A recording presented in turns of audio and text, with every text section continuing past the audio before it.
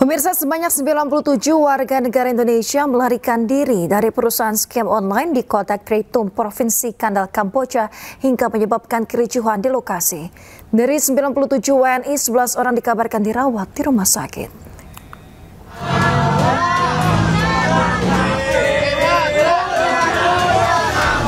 Insiden kaburnya 79 WNI dari sebuah lokasi yang diduga perusahaan penipuan scam terjadi pada 17 Oktober lalu dan menjadi viral di sosial media.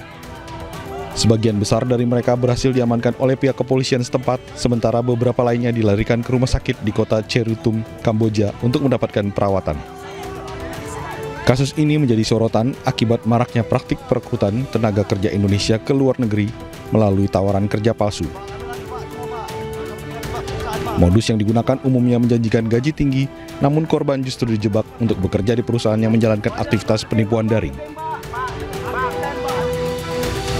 Sementara, Direktur Perlindungan WNI Kementerian Luar Negeri, Juda Nugraha, menjelaskan benar adanya insiden kaburnya 97 WNI, di mana 86 orang telah berada di kantor polisi kota Kreitum, sementara 11 orang lainnya dirawat di rumah sakit.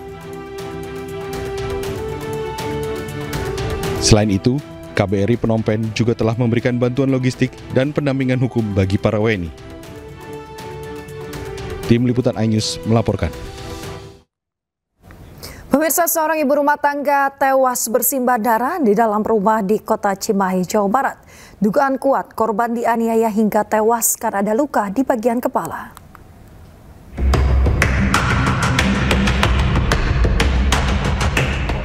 Warga di Gang Anggrek, Kelurahan Utama, Kota Cimahi, dikejutkan dengan kematian Tati Muriati.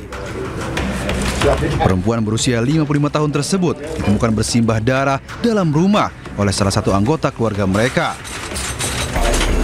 Tim Inafis dan penyidik Satreskrim Polres Cimahi langsung menggelar olah TKP dan memeriksa sejumlah saksi.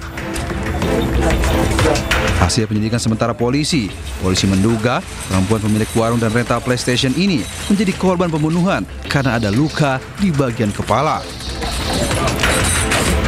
Ada orang di dalam kayak orang pakai hoodie putih, kayak orang pakai hoodie putih di dalam. Oh, ngelewat lari. Cuma ngelewat lari. Lewat mana? Ke atas atau dari ini? Dari pintu samping.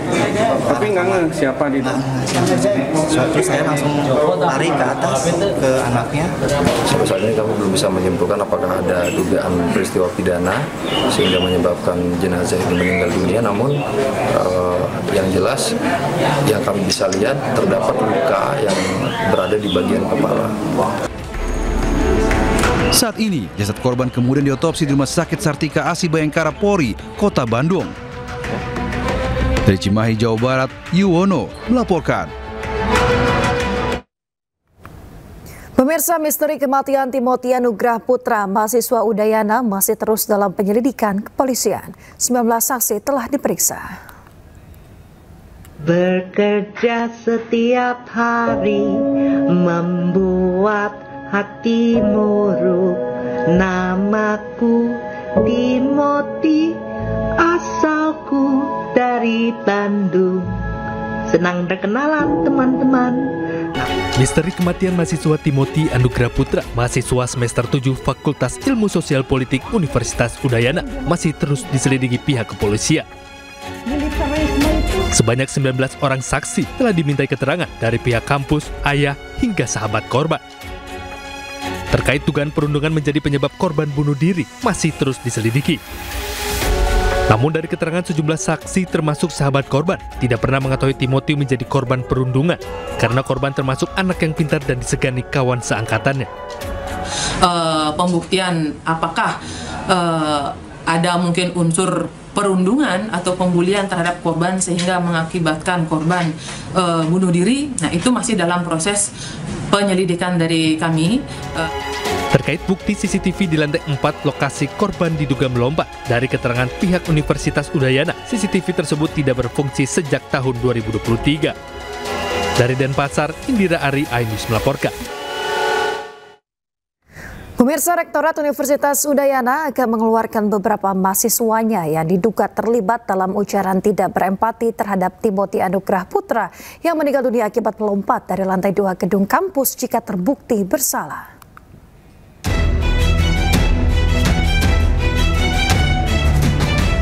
Pasca viralnya tangkapan layar chat grup di media sosial yang berisi ujaran tidak berempati yang dilakukan sejumlah mahasiswa Fakultas Ilmu Sosial Politik Universitas Udayana pasca meninggalnya Timothy Anugrah Putra, ditanggapi tegas pihak Rektorat Universitas Udayana.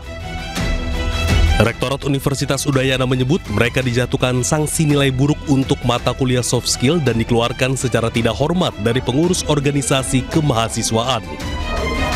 Bahkan sanksi tegas berupa dikeluarkan dari universitas akan dilakukan jika terbukti bersalah. Tangkapan layar atau itu adalah asumsi ya. Jadi ada asumsi bahwa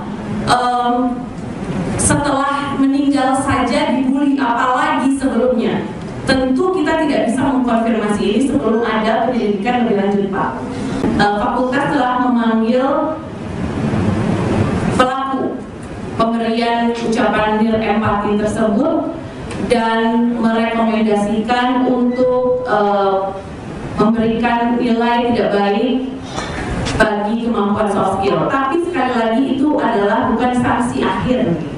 Sanksi nanti akan ditetapkan oleh rektor atas rekomendasi Satgas BPKPT. Ketika pelaku tersebut terbukti bahwa benar melakukan tindakan yang dituduhkan, dan juga sejauh mana dampaknya, dan sanksi apa yang tepat diberikan sesuai dengan aturan. Sementara terhadap 2 mahasiswa kedokteran yang masih berstatus koas di Rumah Sakit Prof. Ngurah Denpasar yang turut dalam ujaran nirempati tersebut sedang dilakukan komunikasi antara pihak Dekan Fakultas Kedokteran dan Rumah Sakit Prof. Ngurah Denpasar untuk langkah yang akan diambil. Dari Denpasar, Bali, Indira Ari, iNews melaporkan. Pemirsa, sebuah rumah ambruk ke dalam jurang di Kecamatan Baunia, Sumatera Utara. Peristiwa tersebut terjadi setelah hujan deras mengguyur sehari semalaman.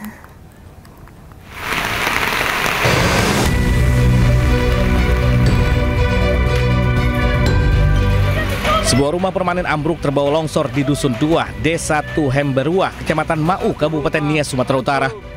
Rumah yang dihuni satu keluarga berjumlah 6 orang ini ambruk longsor hingga atap rumah terlihat rata dengan ruas jalan umum.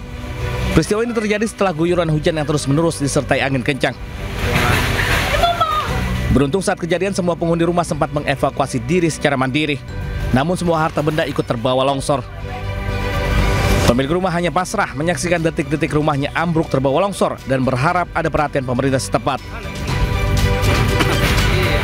Saat ini ke-6 penghuni rumah mengungsi ke tempat keluarga.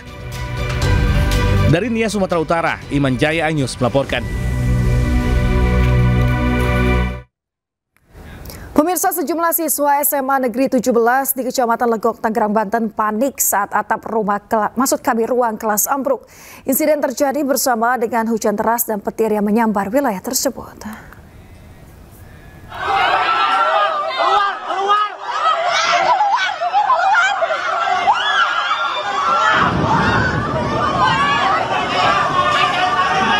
Kepanikan terjadi saat atap ruang kelas 11 SMA Negeri 17 Legok, Tangerang, Banten tiba-tiba ambruk setelah tersambar petir. Sejumlah siswa yang berada di dalam ruang kelas langsung histeris. Mereka berhamburan berebut keluar ruang kelas lantaran khawatir tertimpa reruntuhan atap. Menurut saksi, peristiwa itu terjadi saat wilayah Legok dilanda hujan deras mengguyur wilayah Legok, Tangerang, Banten. Di saat yang sama, tiba-tiba petir menyambar atap ruang kelas 11 disusul terjangan angin kencang yang membuat reruntuhan atap ruang kelas berterbangan. Ya, tadi aja ada kilat, apa itu, gede, terus ada angin juga, terus apa itu, halilintar. Gelap yang gede itu. Sama petir. Sama petir. Ini langsung goyang. Atas insiden ini, kegiatan belajar dan mengajar untuk kelas 11 terpaksa dipindahkan sementara ke ruang kelas lainnya. Dari Kabupaten Tangerang, Banten, Aimarani, iNews melaporkan.